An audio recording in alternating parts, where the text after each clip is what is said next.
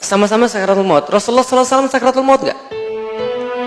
Rasulullah manusia, beliau sakaratul maut juga. Dan bagaimana beliau sakaratul maut? Masya Allah. Subuh 12 Rabiul Awal, sebentar lagi kita nyampe.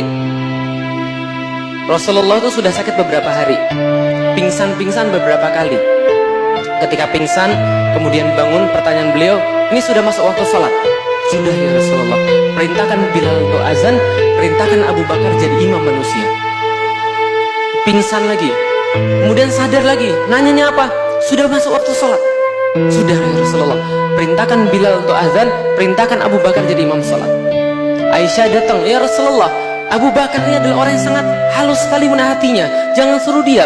Kalau dia nanti jadi imam sholat, dia pasti nangis sehingga dia nggak bisa membaca Al-Quran. Rasul pingsan lagi. Kemudian ketika bangun, sudah suruh Abu Bakar jadi imam sholat. Aisyah kemudian berkata, jangan Rasul, coba cari yang lain saja. Kalian ini seperti sahabat-sahabatnya Nabi Yusuf. Suruh Abu Bakar jadi imam sholat.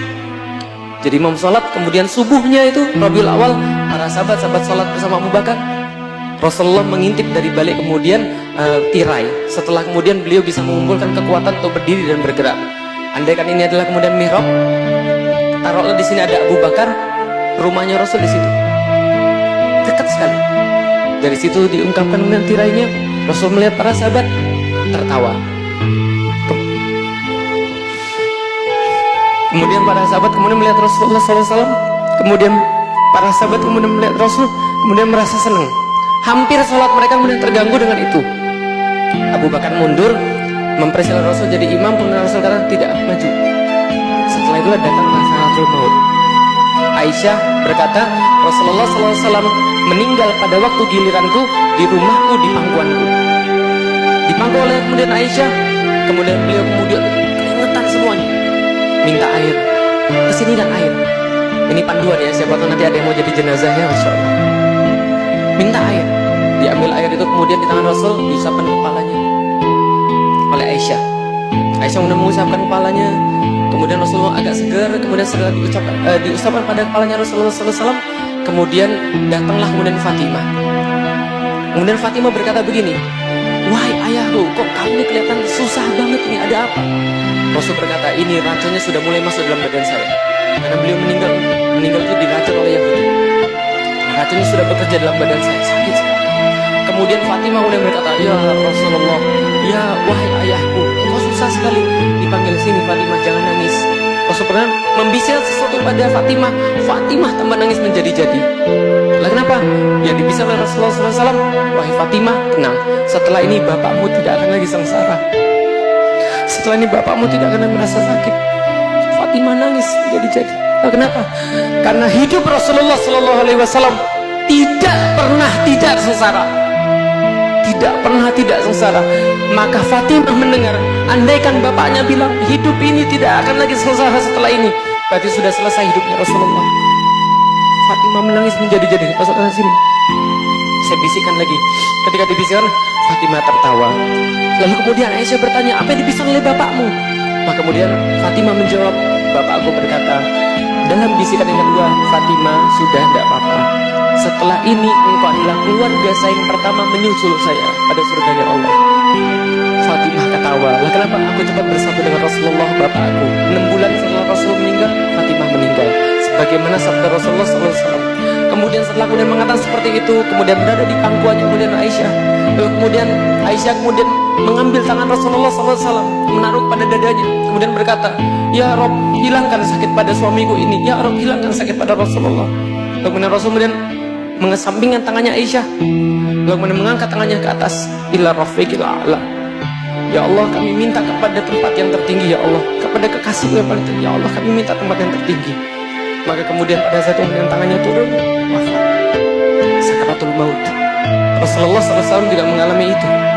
Kita semua mengalami itu. Bagaimana rasa sakaratul maut, Bapak Ibu sekalian? Masya Allah. Bayangkan begini, kalau andaikan seluruh tubuh kita dari atas sampai ke bawah itu isinya ruh semua, maka yang kemudian membedakan antara anda dan mayit adalah ruh. Betul begitu? Coba lihat, mayit punya kaki, mayit punya jantung, mayit punya segala-galanya, tapi dia nggak bisa hidup. Dia jadi mayit, dia busuk. Lah kenapa kita nggak pernah busuk?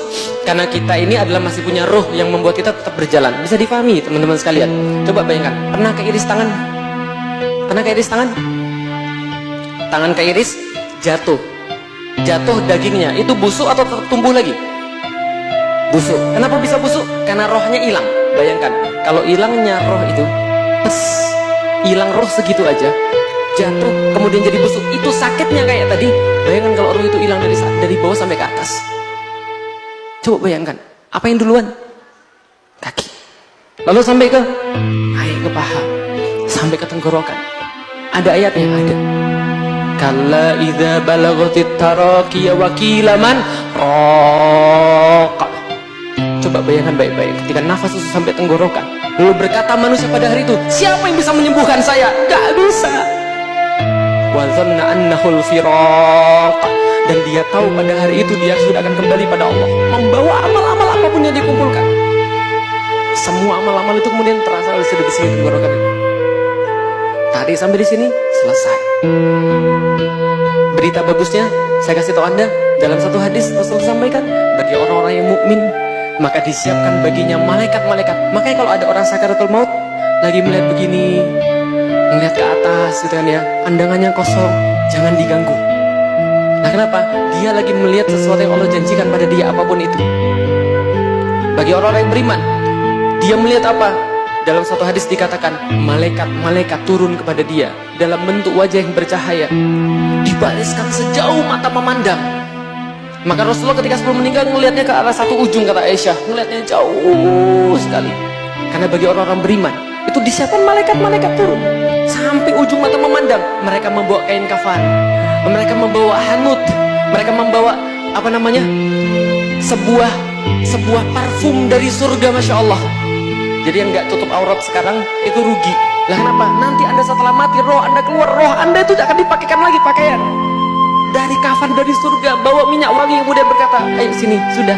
Dalam Al-Quran diceritakan kemudian, ya Tuhan nafsul mutmainnah, irji'i ila rabbiki radiyatan mardiyah, fadkhuli fi ibadi wadkhuli jannati.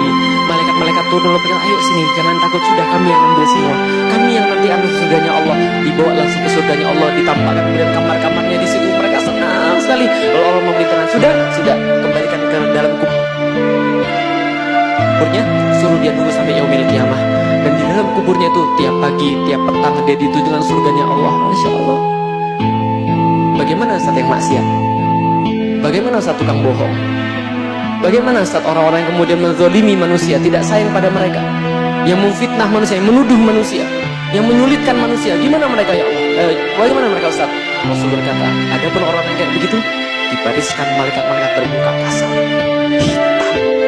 Mereka kemudian tidak punya rasa kasihan, dibariskan sampai ujung mata memandang, dan ditarik kemudian nyawanya itu ditarik dengan tarikan yang sangat keras. Mungkin di mana Bapak Ibu sekalian?